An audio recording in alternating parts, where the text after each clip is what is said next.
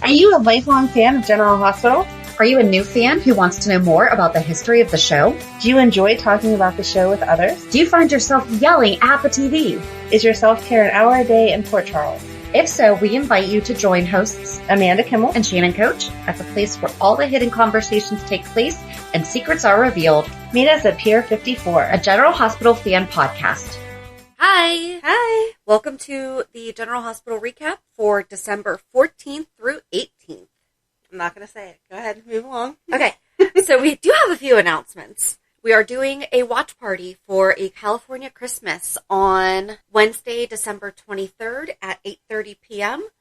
You can go to our website, pier54podcast.com. There's a little tab that says for the fans. There's a little drop-down box. It'll say, just click on the link and it'll take you to where you need to go. So you do have to download it used to be called Netflix Watch Party, and now it's called Teleparty.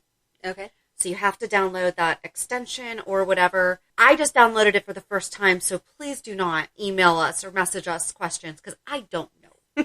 I've never done it before, so we are learning together. Hoping this works, too. But you can also find the information on our Facebook page. We actually created an event, and we have changed the name of our group, because, as we've mentioned before, we had all the best intentions of doing a book club, and then it just fizzled. Books take a lot of extra time. They do. And then coordinating with everyone else's schedules, especially as we ran into the holidays, no one has time for that. Right. And I like to read outside of it. So, not that I don't love General Hospital, but I like to read things other than General Hospital. As you can see, I picked up 6 new books this week at the library because we had a pen. Actually, I've had them as requested, and now they take forever to arrive because they quarantine the books. Yes. So which is so funny. I know it's better to be safe than sorry, but absolutely. It's so funny. I'm sorry you can't have this book. It's quarantining right now. Exactly. I mean, it is what it is. And then this week we're going to be posting on our social media asking for your favorite moments of 2020. So be on the lookout for that. And a non-General Hospital announcement. Did you see that All My Children is getting a spin-off? I did.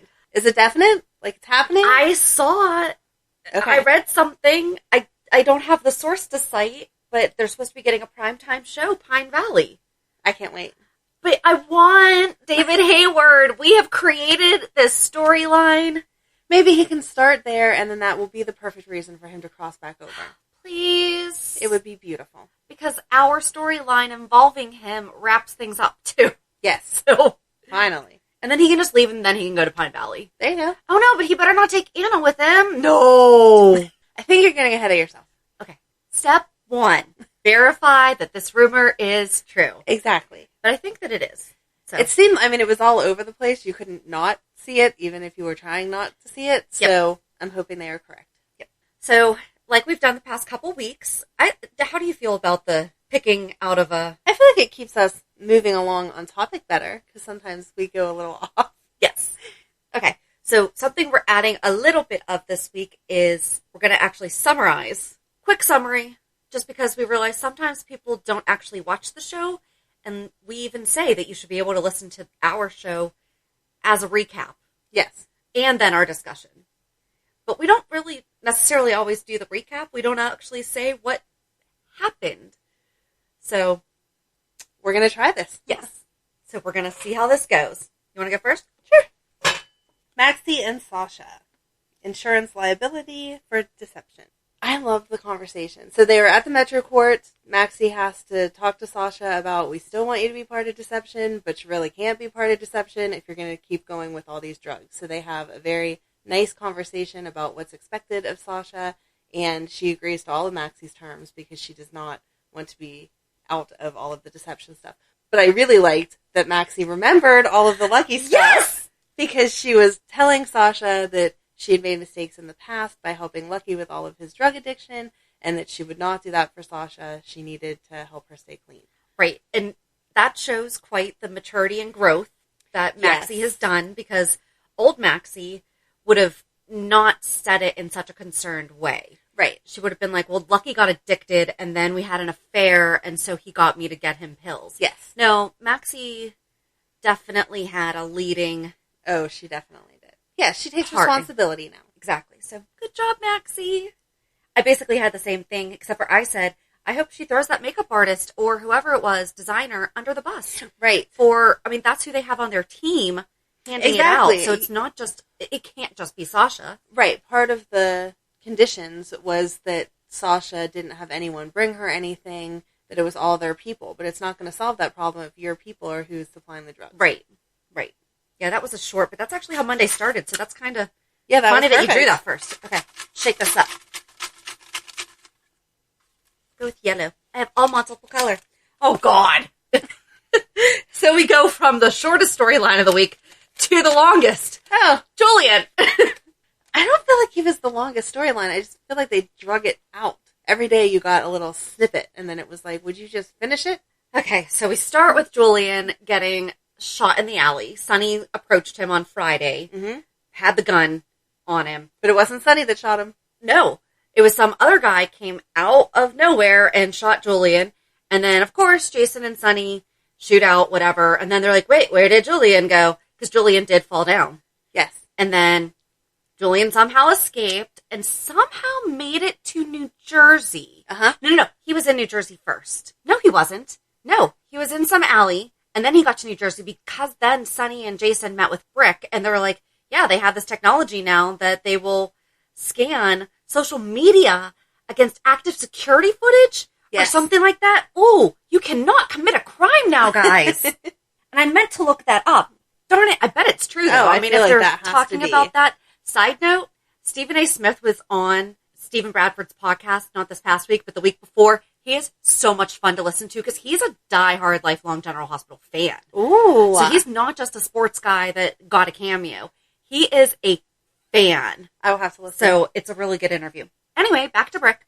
So then that's how they found him in the bus station. Yep. And in the meantime, Julian's being haunted by Duke, Connie, and Alexis. I didn't like those choices. Oh. I thought the Kate one was weird. Okay, Kate is Connie. You can go back and listen to our 411 about that. Yes. We have not done one about Duke. I feel like that would also take a very long time. That would be really good, though. It would. That would be a YouTube black hole. That'd be a good one. But we have stuff planned out for the next couple weeks, so we can't do it. Okay. Then Sonny and Jason show up at the bus station and have a shootout again because another guy, and first of all, Cyrus is hiring hits through text. Right. We can figure out what a gun emoji and the cross-eyed emoji and the money symbol. I think that might... I wasn't sure why they were using emojis. Like, I understand you shouldn't talk about sensitive things on your phone or in text because then the police can totally go back and trace that. They can trace emojis too. Even if you delete it. I don't understand. Yeah. And then, after the shootout, Julian again escaped. Yep. And winds up on, it's not supposed to be the same footbridge that we see all the time, but we know that it is. Totally was. And we'll just talk about that as we go through it. So, let's start with, the first shootout in the alley was just kind of whatever. Yeah. Okay, so, let's talk about him being visited by Duke, Kate Connie, and Alexis. I totally thought that Duke worked with it because Duke was so screwed over by him. I don't understand Connie. I do because it was from his actions that she was killed. Right. That's why Ava killed her. And that he never took responsibility for his part. He didn't pull a Maxie and was like, you know what? Yeah, I really did influence her in a bad way. He turned his life around. But anytime he needed her to do his bidding, 100%. Yeah. And then Alexis, I just didn't like because she's not dead. I know. You can't have a ghost that's not dead. That was the weird one. Okay. And I honestly really wish he had just died then. Yes. I wish that he had been like, you know what? I really was not a nice guy, even though he changed. He did become a nice guy. He did. But, ish. I mean, other than the baby napping and bombs, he was okay. But they should have just let him die. Mm-hmm. Instead they left him sitting on a bench bleeding out where strangers are like, hey, are you okay? You don't look so good. And then he misses his bus because he had passed out by like 10 minutes. He misses his bus. Come on, have it be hours. Don't have it be 10 minutes. Exactly. Because he would have probably heard last call for They announced caucus that. Or whatever, I don't know wherever where he was going. Yeah. He's going to wind up on the Pennsylvania line, though. But So then Sonny and Jason show up just as another shooter is trying to take him out. And the detective says, what happened to those other people? Diane shows up to get Jason out of it and asks, what happened to those other two people? You have video footage. You didn't see on that footage that Jason and Sonny came in together and held him and were like walking him out? That didn't make any sense. Then Sonny meets up with Julian on the bridge. That's not the footbridge. That's under construction. I really liked it because they had some words. You know, Sonny was calling him out for everything that everyone else had just recapped for him. But then he gave him a way out. Yes. But Julian knew if he went and confessed everything and got Cyrus in trouble, that he was going to be dead anyway. Right. So what's the point? Yeah. I don't know. Except for that would have been redemption for kidnapping, for being part of the baby switch with Wiley. It would have been, you know what? Yeah, but if you're going to die, do you care? If he really, truly, honestly just did it for Lucas and yeah, I think so. I think it would have been like, you know what? Let me do one last good thing. And at least Sonny could say, I think Sonny would say, you know, he knew that he was at the end, but he did this with Cyrus. Instead, Julian passes out. Sonny goes to take his pulse, and Julian charges him. Did you gasp? I was like, where did that come from? It was definitely played out well. I thought they were going to fall over the edge. That's what I thought, too. That would have made more sense. But instead, no. They had to fight a little more. Yep, and then Julian crawls away, and the bridge collapses just as Jason's coming up. Yes. Sorry, I shouldn't be laughing. Jason made a good attempt. He ran to the end. No, Sonny! And then it closes out. Done. Yep. That was a good cliffhanger, though. Good cliffhanger. Yep. But we know Sonny's not dying. No. And we're pretty darn sure Julian is. Right. So, is that the end of Julian? Is that Julian's final? I mean, I hope not. I wish that they would make the decision to keep him on and change it all around. But they have to officially kill him at some point if they're writing him off. I'm like, not. Do they really? I guess that's true. I guess they don't. They could find Sonny quickly and Julian's body is just never discovered. Exactly. Because Julian's too injured to fight. So Sonny is at least able to swim. Right. And Julian now at this point has two bullet holes in him. 2 bullet holes, not 2 gunshots. He's going to sing. 2 bullet holes. What did I say? Bullet holes. He has 2 bullet holes in him. Well, what did I say? That's what you said instead of he was shot twice. Well, he has 2 bullet holes in him. That's what the result of a shot is a bullet hole. I think it's funny the way you said that. Go ahead. That's what happens when something gets shot. There's a bullet hole. Okay. What would you say? 2 shots? 2 shot holes? It's bullet hole. No, I just would have said he's shot twice now. Okay. I just would have worded it different. Go ahead. I don't know. So I think that they're going to theorize that there's no way that he could have possibly swam and gotten himself to shore and rescued himself. They should learn not to keep doing that, though. Well, no one ever actually dies. Sometimes they do. Okay. Stone, as we discussed, will always be dead.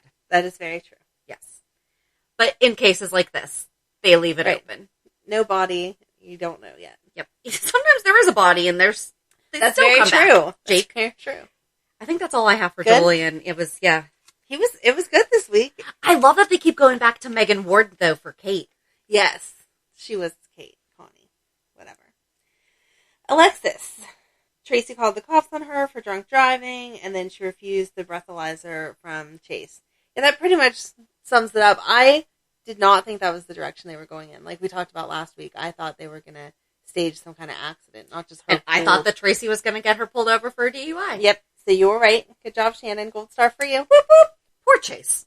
I know. He's like, seriously, just take the breathalyzer. Right. And she refused, and he explained all of the consequences, and she didn't care. She was sticking with that. Right. But I feel like she is a good enough attorney. She's going to be able to argue her way out of that. Right. And now she knows that Tracy's after her for real.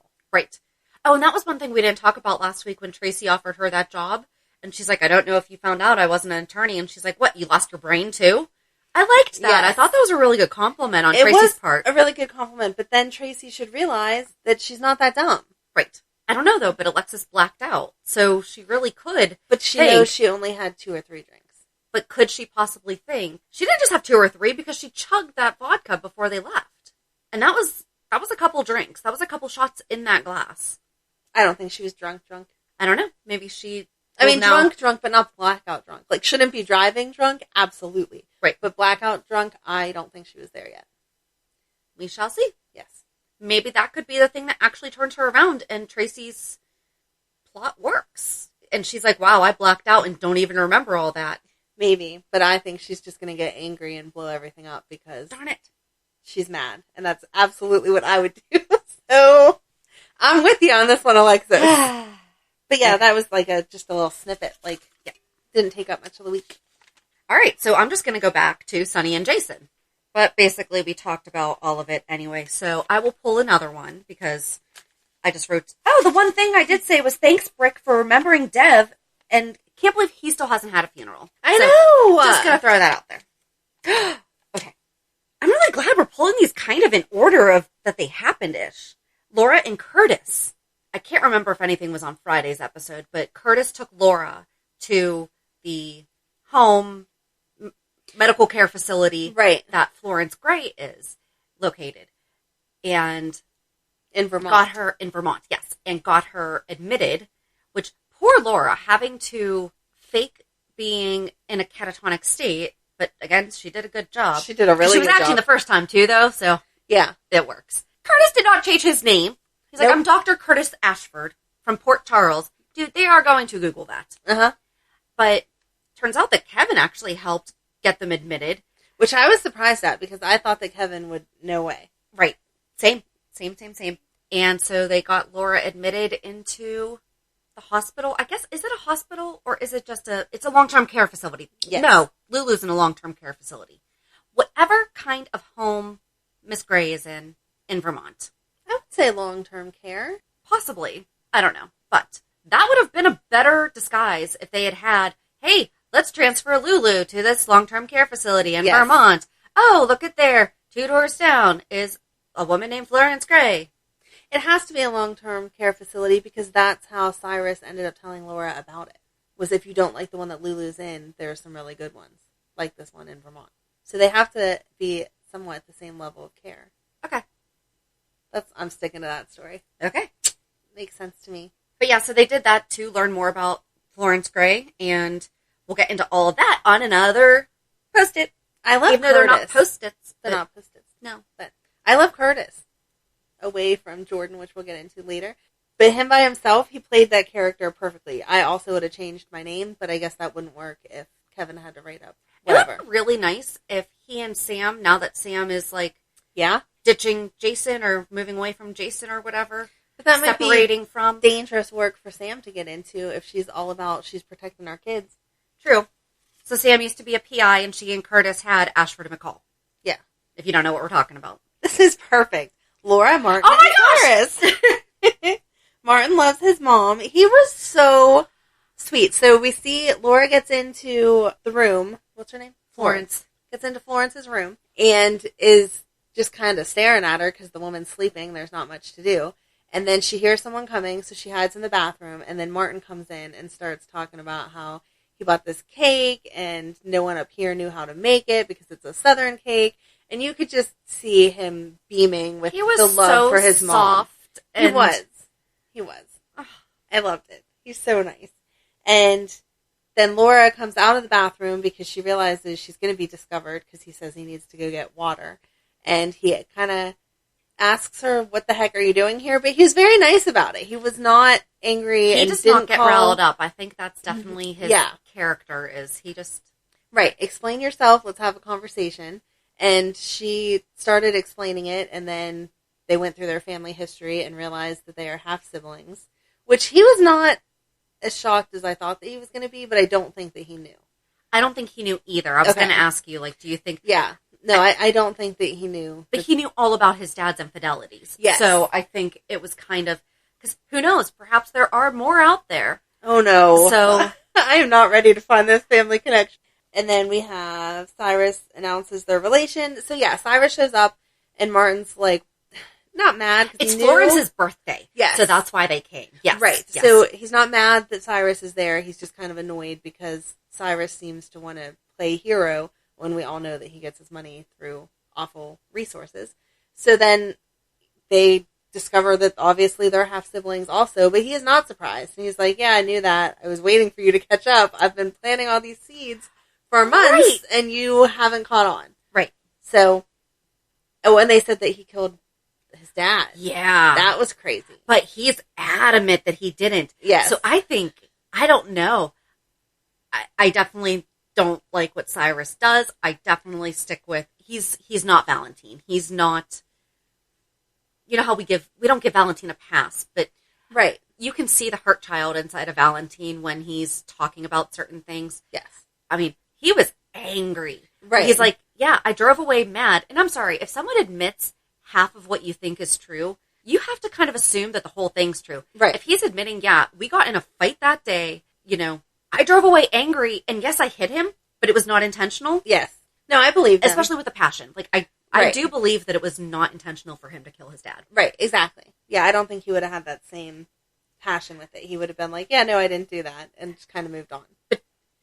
So I had the weirdest thought while I was watching the whole thing. Okay. Have you ever seen The Year Without a Santa Claus? No.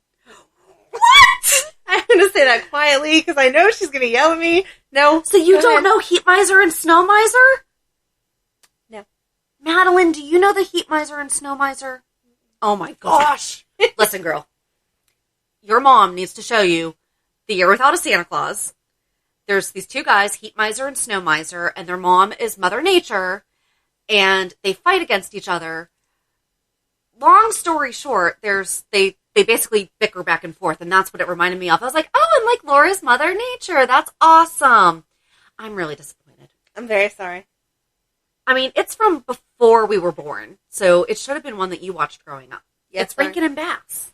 Sorry. Have you ever seen Rudolph? Yes, I've seen Rudolph. Well, this is on the same level. Yeah, even Madeline was like, yeah. This is on the same level.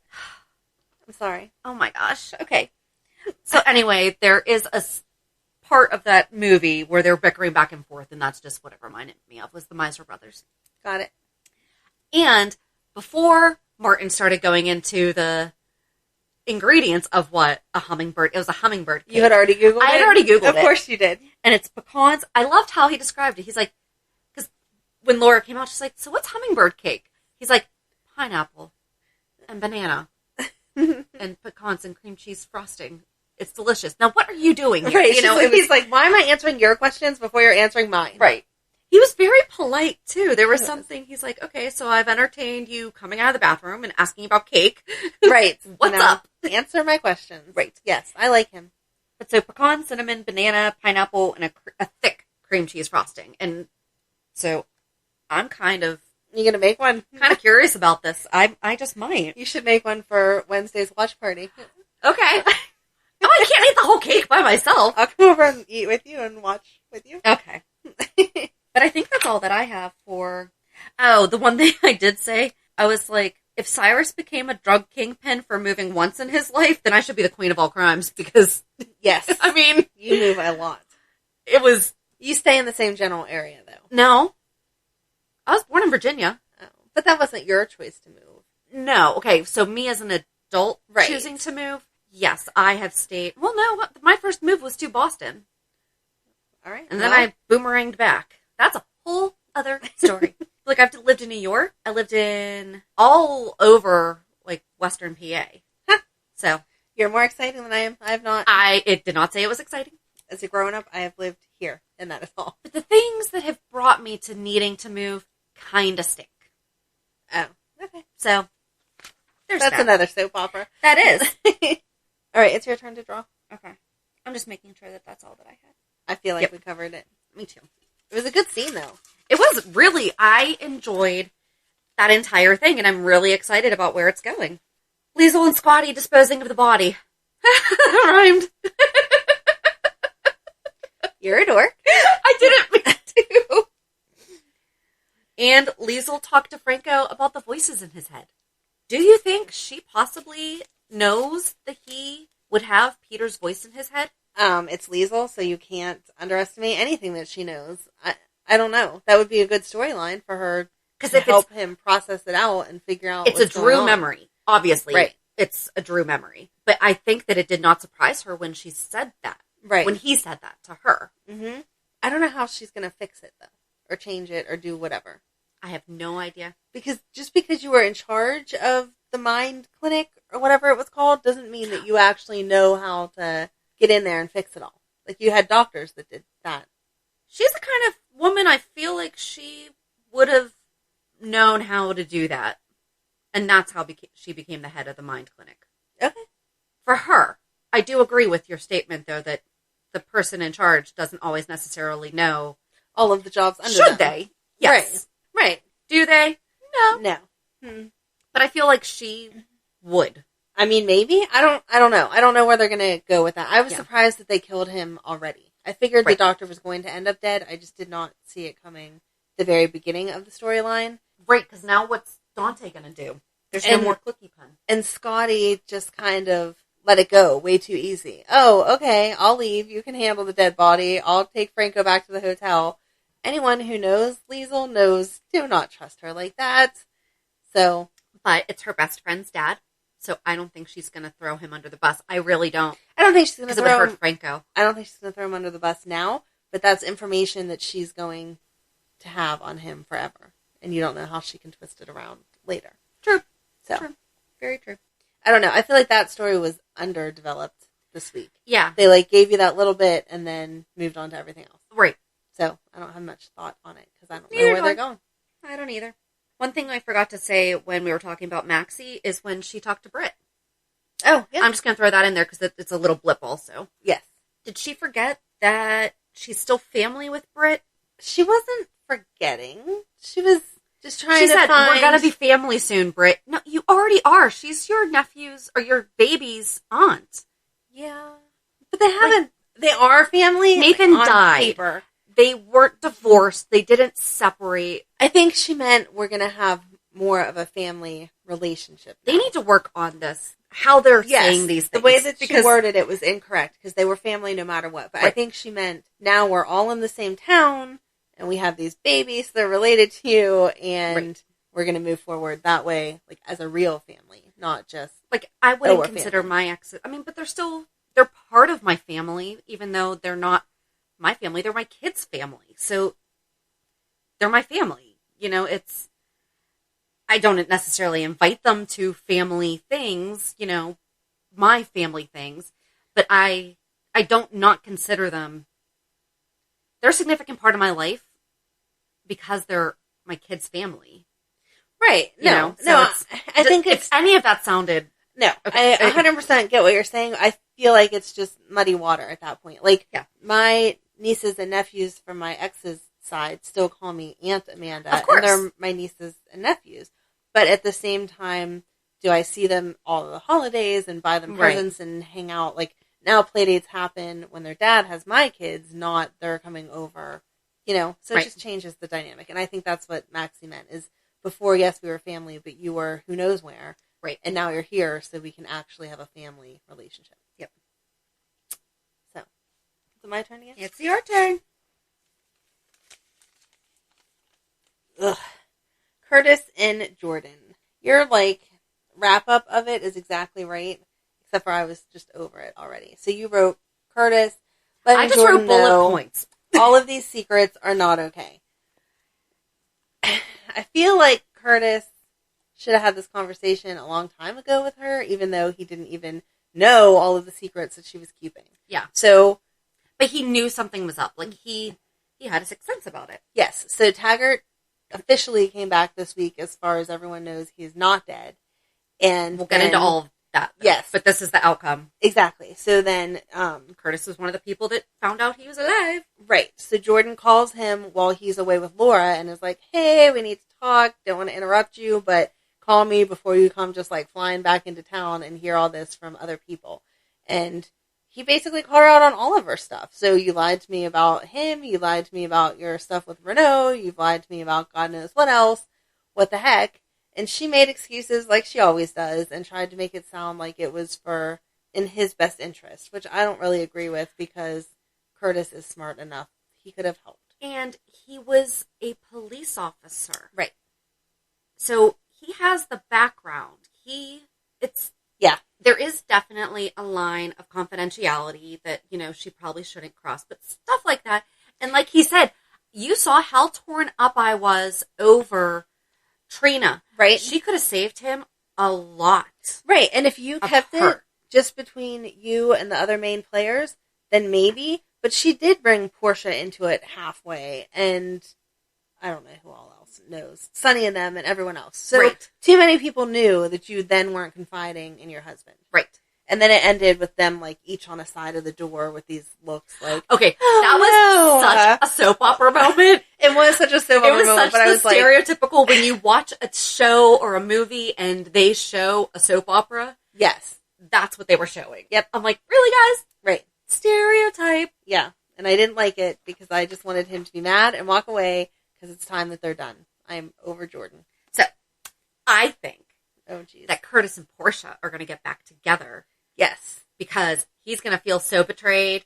And so does she. And so does she. Even though she and Taggert are divorced, they're going to find comfort in each other. Yes. I'm good with that. All right. All right. I approve. Okay, totally opposite side. Finn, Anna, Violet, Chase, Gregory. Just all talking about the double wedding and everything. We forgot to mention Gregory reading to Violet last week was so cute. And he was telling her stories. Yes. And it was adorable. And I liked that he brought her a present this week and she ran and put it under the tree. She didn't rip into it. Yes. Such a good child. Daddy, does fun give you a headache? Was the best. She's so cute. She is. And when she said, Daddy and Anna are marrying Maxie and Peter. Right? What? No. They're doing such a good job of writing that from a child's perspective. Yes. I wonder if maybe they sat down with her and said something and she might have just responded back and they're like, okay, that is how a child would interpret what a double wedding is. Totally could be, because she says it perfectly. And I love that Chase and Gregory didn't correct her. Right. And they're like, well, that's going to be fun. Okay. It'll be very interesting. Yes, it will. No, it was a super cute scene. But then we all know how I feel what a about plus Anna one is. and Finn. Yes. That was cute. That was cute. It was a cute scene. Yes. Yes, it was that little bit of normal that you needed in the middle of all the crazy. Yes. That's all that I had. We had to So talk cute. about her, so. That was like short. Yours was short there. Sorry. Super short. Trina and Portia. I don't know where to go with that one. Well, first Portia called her out for missing school or whatever and yelled at Ava. I loved that Ava then called her and was like, you need to at least communicate with your mother what you're doing, where you're going. You can't just not show up to school and whatever. I liked that she was part of all of that. Yes. And obviously Portia handled it like a mom. Like, I got a call from the school. You're not where you're supposed to be. What the heck? And being concerned. But really, I think it was all about Trina this week with her reaction to missing Taggert and then finding out that he was alive and trying to process all of that. And her friends being so awesome about trying to keep a little bit of reality before they found out for real he was alive. Right. So, yeah, it was all about Trina. She was awesome. I just didn't like how I actually don't think I put it on its own separate. I don't think I put Taggert revealing himself to everybody on its own separate, so we can just talk about that now. Yeah, that's fine. Because I think I put everybody else, because everyone else had the reaction to it. Yes. So we'll get there, but Trina and Portia came to the police station, and there was Taggert. Yes. And, like, that's how they found out. Right. You know, was... Right, they were there to report Cyrus for talking to her. Yes. So I thought that was good, too. Yeah. So that was interesting, because that was the thing, is that Trina finally confided in her mom that Cyrus had told her dad was alive. Yes. But I think that Portia's going to smack him next week. Yes. Because she still hasn't reacted. No. She didn't get a chance to see him. Nope. Yeah, I don't know. I just felt like they kind of went together, because Portia didn't have a lot by herself. No. Although her look to Jordan was like, seriously? Right. You let me help you with all this crap, but you didn't tell me about this? What the heck? Right. I deserve to know that. Yes. So let's hope that I get the next. Which is definitely setting up your theory that then she'll turn around and hook up with Curtis, because now she owes Jordan nothing, because Jordan didn't follow through with trying to give all of the information she had. Exactly. So I'm just going to trump whatever I just pulled. Okay. And if you pull it, we're talking about it now. Okay. Mac is who, when Jordan was like, here, do you trust me to Taggert? Because Trina was at the park, sitting on the bench that was the memorial to Okay, so I did these wrong. We should have just really just done Trina and then crossed all that bridges. So I'm sorry. So Trina was at the memorial bench in the park, saw Jordan. I thought the Taggert was going to come out then. I think she heard his voice because that was what made her start yelling, Dad, Dad, Dad. And then she turned the corner and instead it was just Jordan. Yeah. And then Jordan confronts Taggert and is like, you need to, we need to figure something out here. Right. And she's like, do you trust me? And I was like, so why didn't she take him to wherever it is that he's taking her first? Or she's taking him. In the very beginning. Right. So that he wasn't all over the place. Yeah. Right. So she brings in Mac. Right. Well, Mac showed up because that guy came to shoot. Right. At Taggert. Yes. I said that all kind of weird. But a gunman showed up in the park. Yes. Yes. And then I was just like, why didn't Jordan take Taggert where Cyrus couldn't get him to begin with? Poor Mac. Right. He tore her a new one, though. She got it from all sides this week. Deserved it. But it's nice to see that she's not just getting up, oh, I understand why you did it. Right. No, you just really messed up your job and your marriage. Yep. And then they can make Mac full-time, and he can actually have a real storyline again for once. Yes. Because he's good as the police commissioner. Yes. He's very good. He's very order. That's what he's supposed to be. Yes. I will be happy then. But the thing is, they walk Taggert straight through the police station. Right. Everybody's sitting there. Yep. No one's going to be like, hey, isn't that dead guy? That's that dead detective. Right. Oh, wait, he's alive. Especially where I'm sure that it's not uncommon. I mean, they have witness protection for a reason. Right. It's not uncommon for law enforcement to assist in keeping people safe. Right. Max should have been brought in from day one. But she said she didn't even go the right route. She called somebody else for his witness protection. Right. It was through the program, but not, there was no paperwork for it like you would go through the program. Right. She's just dumb. I don't like her. I've said it 100,000 times. I just don't like her. And, quick note, Taggert is temporarily... Yes, and they announced it. Yes, they temporarily recast. So, the day that he was temporarily recast was the same day that Taggert debuted in 1996. Ooh! And Riel Andrews posted on Instagram that he had his annual checkup, and he is absolutely cancer-free, but he has not addressed anyone's comments asking when he's coming back. So, I read something that said that he was self-quarantining because he had been... quite possibly, yeah. Yeah, where was he? I don't had know. on Facebook the other day. He was in Hawaii, maybe? Somewhere. I don't know. I don't know, but he was not at home, so he was quarantining after his travels, is what I had heard. Yes. Don't know if it's true, but that would make me feel good, because that's only 2 weeks, and now here we go. Yep. Just the wrong time to be picking to not be there. Right. Could have totally done it while... And he deserved to get to play that scene with Trina, because he had done all of the death scenes with her, so it was sad that he had to miss out on that. Right. I agree. I'm sure we'll get it. Yeah. Something. Okay, so I just wrote Valentine and Martin. Oh, yeah. They had a nice conversation. I like that Martin is really... He was like, okay, so I'm just going to get ahead of this. Yes, exactly. Cyrus is my brother. I don't agree with what he does. Right. I'm not his attorney. Right. So here, sign on and let me still represent you. No, it was representing you again, because remember, Valentine had fired him. Yeah. Right. But, I don't know, I just like that. I liked Martin this week. I'm glad to see they're really kind of starting to use him. Yes, I agree. They need to bring in a love interest, though. Yes. Although, quick side note, if they could stop redesigning the sets, I would much rather have Lulu than Subway Tile in the interrogation room. Right? Just throwing that out there. Very true. Yes. Carly and Joss. I loved it. Loved it. So, we saw Joss come to Carly and say, hey, I don't know what to do. Trina is talking about her dad, and that's just not really realistic, blah, blah, blah. And Carly did not technically lie to her. She just kind of talked around the conversation. She did not say, oh yeah, he's definitely dead. Mm-hmm. So I like that, because sometimes you have to do that with kids. And then later, after Jordan had called Carly to say, hey, FYI, the whole world is now going to know that Taggert is alive, she let Jocelyn know, yeah, actually, Trina was right, whatever, blah, blah, blah, and apologized for having to lie to her by not giving all the information that she knew. Yeah. And then they had a nice mom conversation where Joss talked about how awesome Carly is and how she looks up to her, and Carly said, I'll always be here for you, even if we're fighting, blah, blah, blah. And it was just such a cute mom moment. It was. I liked that. And then they talked about how crazy their lives are. Yes. But I like that Joss was like, I love everybody here. You know, I'm not planning on, because Carly frequently wonders, like, would she be better off with Jax? Right. And she gave her that choice. Let me know if you want to change something, you know, and right. Joss was totally adult about it and said, you know I don't know everything that Dad does. I'm sure his life isn't as squeaky clean as I like to think that it is. It's about the people I love, and I'm staying here. Well, and Joss was around when they thought that Jax had died. Right. But she was a baby. Yes. So. Yeah, she didn't have that. Whatever. The only thing is, Joss, if you're going to tell a friend that her dad is alive, don't text it.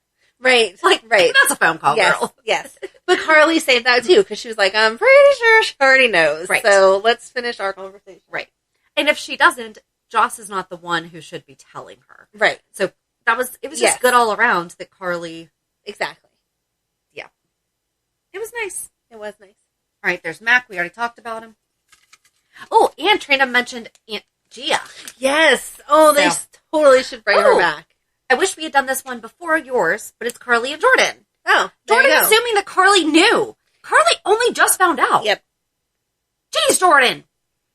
Yeah, and that's another thing. She slipped up all over the place, assuming people knew stuff that they didn't know, and then not filling in people that totally should have been filled in. Yep. Yeah, there wasn't much conversation. But Carly played that well. She's like, what are you talking about? Yes. It was good. What do you mean? Yeah, Carly was good. She was another person that wasn't on very often this week, but every one of her scenes were good. Yes. Oh, Ryan waking up. It was just like, I don't understand. It was pointless. He woke up but didn't wake up. They said he was brain dead or whatever. And then Ava went in to check on him. I like the conversation between Britt and Nicholas. Is that? No. Okay. So you can, okay. Because I forgot. All right. Yep. So, Britt sees Nicholas and kind of, again, calls him out on well, you just married Ava because that made sense, blah, blah, blah. And he, again, totally stepped up and was like, no, it's changed now. We're in love. Things are how they're supposed to be. And she deserves to see that Ryan's actually dead, not just assume that he could come back at any moment. He hurt her, and that's not okay. And then it progressed like, yeah, Ryan's not actually going to wake up. But I still don't understand. Yeah, like, but is that a subconscious response to hearing Ava? Right, like, wasn't it last week that his hand moved, or was that the beginning of this? I think it was last week, as they were made to leave. You saw his like, hand twitch a little bit. Yeah. And so you're still just left wondering, like, is he really? Is he not? Right. I'm over it. Either kill him or don't, but do something with him. Send him to a long-term care facility in Manhattan. Exactly. Bring us Lulu back. Yes. Okay.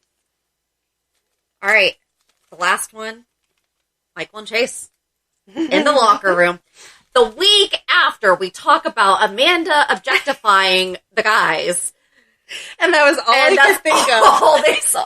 That was all I could think of as that scene came on. I was like, I'm going to make sure I don't use the word yum in this week's podcast because we had just talked about it. I feel like Michael was 100% right. He's mad. He has a right to be mad. His feelings are conflicted now. Yeah. And it feels like Chase is just going to walk back in and take Willow. But there's repercussions from that. I didn't like how he made it sound like Chase is that guy that always does everything for the glory. He totally does not. I don't think he did it for the glory. I think that Michael's just mad because realistically it seems like he's going to come back and take Willow. Yeah. And you shouldn't assume that just because you give something up that you get to take it back whenever you feel like you want it again. But he totally hasn't because he's even told Willow, if you're happy with Michael, that's okay. Like, I just want you to be happy. But I think that Willow wants to be with Chase now. And Michael's reaction is what your reaction would be. If you're scared of losing someone that you care about and you see how it all played out and it didn't have to play out that way, yeah, you're mad. Yeah. The only thing is, okay, when Michael put his hands on Chase's shoulders and was like, just take a breath. I just need you to take a breath. And then kneed him in the stomach? Yes. Or whatever? Stomach, yeah. That's a vicious side of Michael that we don't usually see. No, but it's there. It is there. That's bad. Yeah. But that's the serial killer part. Like that, like people always say, oh, they were Ted Bundy, he was so nice and charming and everything. Oh, but Like, that But was you know not that cool. Michael should have anger issues because AJ had anger Yeah. issues. That's his biological dad. And hi, Sonny, Carly. yes, and Sonny obviously has some anger issues that has raised him. And then Carly flies off the handle Yeah. way more than... But I just thought it was so weird. I felt like he It was was- being nice. He said, take a breath. There you go. It was really good. Like, I really liked the scenes. The only thing I didn't like was him accusing Chase of being, like, a martyr and Yeah. knight in shining armor. I'm like, that's not your friend. But I did like that they were both like, okay, we're going to have to try to figure this out afterwards. Right. But I felt like it was a true interaction in the moment. absolutely was. It Like, just the first kind of time you scared see me with them. how good he was at just take a breath. Just take a breath. And then a knee to the stomach. I liked it. Besides the fact that they were in the locker room, I would have liked it no matter Chase where it even happened. offered to get a new gym. Yes. That was very nice. I mean, I think that interaction had to happen, whether it was at Kelly's or on the Totally. street or whatever. Yeah. So, But I like that they're also having the friends confront each other. Yes. Because that has to happen. right. So that's it. Did we Was that forget that one? anything? Oh, Oh, that's the one you yeah, just that's threw the back last in. one I just threw in. Yeah. All right. Is that it? I think that's it. I think, yeah, like, the wrap-up is Laura found out that Cyrus and Martin are her brothers. Everyone found out that Taggert is back, including Trina. The stuff with Franco is just kind of like, we're going to have to see where that goes. There was no Yeah. wrap-up to that storyline. And then Julian and Sonny, we don't know where they are. Yep. They went splash. I did not see that coming, though. No. I figured Julian I thought Julian was was going to fall. exactly. I Yeah. figured that Julian was going to step back. Yes. But going back a couple weeks ago, I was going to be really mad if he killed himself. Because Oh, yeah. I just wish that they had just let him die on the bench. With the angels. Yep. Yeah. Or ghosts, whatever. Yeah. I guess they're not I'm like- angels. I was They're gonna not say, I'm angels, but the ghosts. So yeah, I think that's really the wrap up. Do. Reality check. What's your reality? Tell me something wonderful, Shannon. I had my last closing of the year on Friday. Well, that's good. Then I started working on my taxes. Oh, High reality. yikes. I've actually done a better job this year of doing them as I go. And it seems like I did a great job up until COVID hit. Oh, of course. And then, like, the past 6 months, I've just really let it go to the side. Yeah. And so I just have 6 months of stuff to really document. And I use a program called TaxBot to help me throughout the year. So it's not okay. bad, but I just have to upload all my receipts and categorize them. My goal is to have it all done before Christmas. So that way, Oh my gosh. after New Year's, when I get all my, like, 1099s and my husband's W-2, I can just zip it over to my accountant and be done. Yes. So that's my That's exciting it? week. Oh my goodness. I don't know anything. I feel so boring. So boring. I did a bunch of shopping at the last minute. Oh, we were quarantining again because the kids were over at their dad's house and they had friends over, and then one of the step siblings got sick and was like really sick, and so there was a chance that it was COVID, and so we had to wait for those test results and all of that. I feel like we're in quarantine every other week. My sister keeps making fun of me. She's like, I feel like you're milking this now. You're just using it to get out of things. I'm just like, Because I haven't had to no. quarantine once. I seriously have not. I mean, we're being extra safe. Right. You know, the chances that I would have got it were slim to none because I wasn't around her. The kids, only Megan had been there like through the week that she would have been the one that was most in danger or whatever. Mm-hmm. But we're just not taking those chances. Absolutely. So, luckily the test was negative and life is moving back on. But because of that, I didn't get out shopping the way that I thought I was going to. Mm. So Target and Walmart with their 2-day shipping were my best friend on Thursday when I jumped online and was like, here you go. We Thank got to get you, this yeah. done. So I think I'm kind of sort of done. I don't know. I'm supposed to take the kids out today for them to shop because Madeline is not done. So she needs to do her shopping. Very nice. And I think that's it. Did anything else exciting happen this week, Madeline? No. I know one. We had a snow day. Oh, we did have a Oh, snow yeah. day. Yes, I was very impressed. Our district decided we got a bunch of snow Wednesday into Thursday, and so they decided to actually close on Thursday instead of making the kids go online, and sent out a nice email that said, go ahead and play in the snow, close your computers down, and just have a relaxing, traditional snow day, which was awesome. So we did. We played in the snow. I didn't play in the snow. It was cold. But the kids played in the snow, and they actually had a dentist appointment that day, so it was convenient because then I didn't have to excuse them for part of the day because they were already off. And very nice. Madeline has no cavities, so that was always exciting, too. Yay.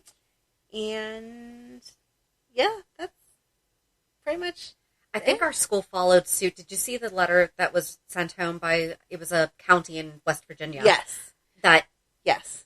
So I think that ours followed that. Yes. But hey, they did it. It was great. They did it, and it was fun. I saw lots of pictures of people with their snowmen that they had made and their different things with their kids and stuff. So I'm glad. And there was one with the igloo. Yes. Ooh. One of our friends made an igloo. I used to make igloos. So that was fun. Yeah. And then my daughter, she would have still had school, but on a typical, when we're not in COVID, remote learning, the home school district dictates, because they provide the transportation. Right. So if our school district is closed, she doesn't go to school that day, even though school is in session for her. Right. So I just emailed her teachers, and I said, listen, our school's closed. She's getting a snow day. Right. And they were like, cool. Oh, that's nice. You know, so that was... Aww. I was like, I'm keeping that as... Right. Because that's what it would have been. And they had even said ahead of time that they weren't going to provide transportation before they, like, you know, how things go in steps, before they officially shut down. There was an announcement somewhere that said they weren't doing transportation. So, yeah. Even if she hadn't been remote learning, she wouldn't have been there anyway. Right. So, yeah. Oh, that's so nice. But it was nice. You're such a nice mom. So cute. Aw, thanks. So, yeah. Yeah, that's really it. Yeah, preparing for Christmas takes up all of my free time, I feel like. So, nothing fun. Madeline, you excited for Christmas? Yeah. Cool. She's getting nothing for Christmas. She's been nothing but bad. You're going to get A Year Without a Santa Claus and watch it. She went to see Santa Claus. Her dad took her to the mall last weekend. And she How went did to see that Santa go? Claus. Good. Yeah? Mm-hmm. They do a different... It was like a sled, and Santa was in back with a mask on, and then Madeline was in front with a mask on. But then still got to talk to him. I've seen different ones. Like, one Santa was in like a plastic box, and you just had like a bench in front and sat down. So they're being creative with it. At least the kids still get that. Yeah, that's awesome. Really cool. Yeah, that's it. We're boring. And we're going to actually have a bonus episode of Madeline reading us, what is it? Thingamajig Christmas. So that story that Amanda won't stop talking about every Christmas. Madeline's going to read it to us, so we'll release it as a bonus episode so you can listen to it for Christmas. Yay! But on Thursday's Port Charles 411, we are going to release our interview with Nathan Butler, who played Dr. Ewan Keenan. I'm going to try really hard not to say yum again, because... But it was fun. Oh, that was a fun interview. He was so easy to talk to. I feel like... Yeah. And I know we say that every time, but it really was a friend conversation because we got off onto topics that were totally not GH related. Yeah. And one of his friends, Jake Miller, was stopped by also. So, yeah, super fun. We shall see. So, join us on Thursday for that Port Charles 411. Pay attention to our social media for the 2020 wrap-up. And join us for the watch party on the 23rd at 8:30 p.m. Eastern Standard Time. Have a good week. And we'll meet you at the pier. Bye. Bye. If you enjoyed today's show, we invite you to go to pier54podcast.com to subscribe on your favorite platform. Don't forget to leave us a review. And you can also follow us on many social media channels. Just search for Pier 54 Podcast. Also, we are not perfect, so if there is something that we missed or messed up, just let us know by emailing us at pier54podcast@gmail.com.